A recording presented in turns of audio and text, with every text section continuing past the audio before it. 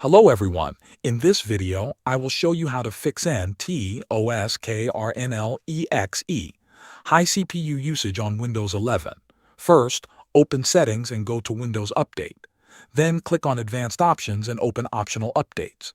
Here you may see driver updates that are not installed yet. Install all available driver updates and restart your PC.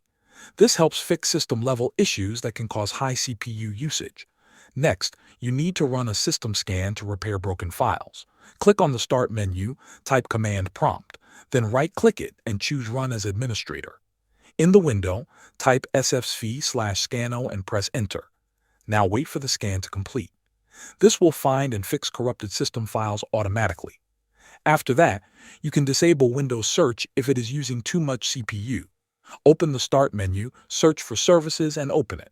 Scroll down and find Windows Search. Right-click on it and click Stop. If you still need to search, you can click Restart instead. This can reduce CPU usage instantly. Finally, check your computer for malware. Open your antivirus software and run a full system scan. If there is any harmful program running in the background, it can cause high CPU usage.